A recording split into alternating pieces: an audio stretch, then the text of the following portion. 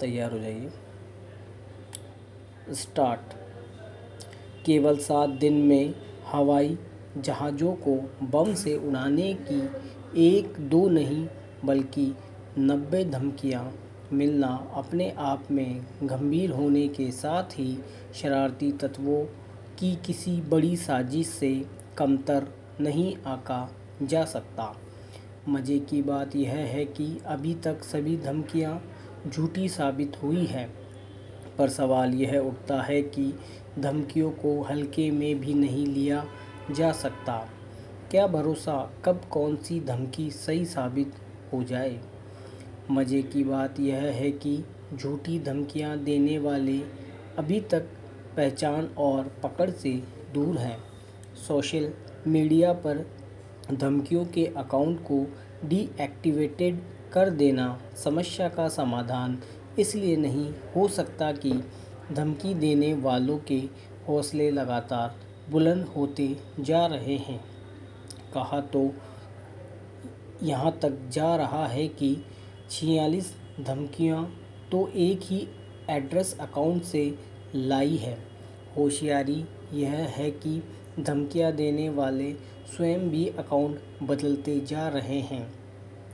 Message की बात यह है कि ना तो ईमेल से और ना ही सोशल मीडिया अकाउंट से मिली धमकियों को चिह्नित किया जा सकता है, जबकि यात्रियों की जान सांसत में आने के साथ ही विमानन कंपनियों, प्रशासन, सुरक्षा बल सभी साशत में आ जाते हैं।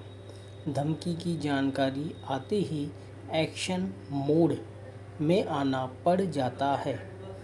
इस सबके बावजूद धमकियां देने वाले बेखौफ होकर काम कर रहे हैं।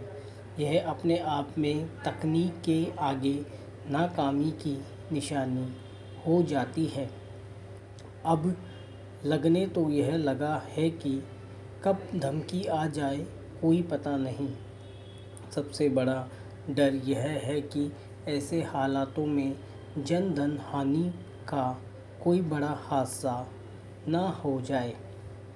एक मोटे अनुमान के अनुसार 2014 से 2016 के दौरान 102 धमकी संदेश प्राप्त हुए, पर 2024 में तो पिछले एक सप्ताह में ही 3 नहीं बल्कि 90 धमकी भरे संदेश प्राप्त हो चुके हैं।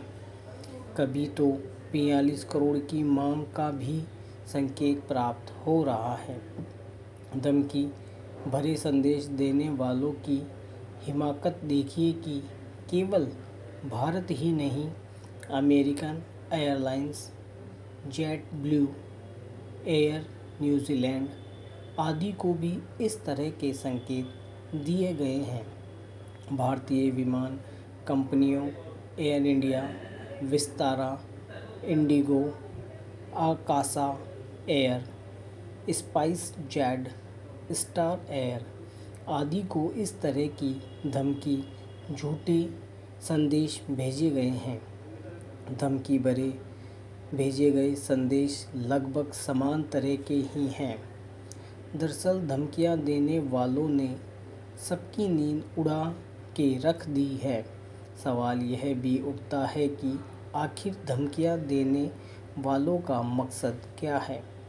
अहम सवाल यह भी हो सकता है कि केवल एक सप्ताह में ही इतनी बड़ी संख्या में विमान में बम रखा होने की धमकियां देने के पीछे क्या हो सकता है। एक तरह से आतंकी माहौल बनाने का एक तरह का वेरिएंट सामने आया है। भले ही बम होने की धमकियों से संदेश झूठे साबित हो रहे हों, पर इसके साइड इफ़ेक्ट अपने आप में गंभीर होते जाते हैं।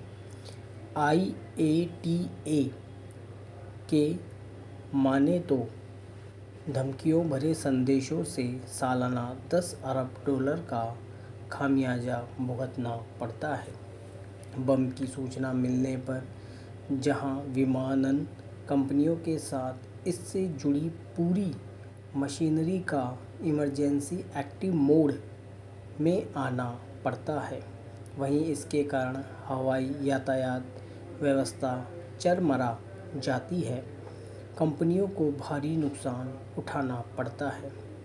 यात्रियों की जान साशत में आ जाती है तो रूट डाइवर्ट करने से लेकर रद्द करने जैसे हालात भी होते हैं। इसके साथ ही इंटरनेशनल उड़ानें प्रभावित होती है। इसके साथ ही यदि इमरजेंसी लैंडिंग करनी पड़ती है तो उससे होने वाला नुकसान अलग होता है। माना जाता है कि इमरजेंसी लैंडिंग में करीब 100 टन ईंधन की बर्बादी होती है। मज़े की बात यह है कि यात्रियों की जान साशत में आती है वो तो है ही, इसके साथ ही सुरक्षा एजेंसियों सहित पूरा प्रशासन सक्रिय व तनाव के मोड में आ जाते हैं। हवाई यातायात प्रभावित होता है तो यात्रियों को असुविधा होती है, वह अलग। यक्ष प्रश्न यह है कि सोशल मीडिया के प्लेटफॉर्म और मेल सुविधा प्रदाता प्लेटफॉर्म अभी तक यह पता लगाने में विफल रहे हैं कि देश विदेश में इस तरह के दहशत फैलाने वाले कौन हैं। जब एक ही एड्रेस से एक से अधिक मेल या संदेश आ रहे हैं फिर भी लोकेशन व इस तरह की गतिविधियां करने वाले लगातार पकड़ से दूर हैं। दूसरी ओर झूठी अफवाह फैलाने वालों का पता चलता है तो फिर उन पर किसी तरह की रियायत के स्थान पर सख्ती की जाना ज़रूरी हो जाती है।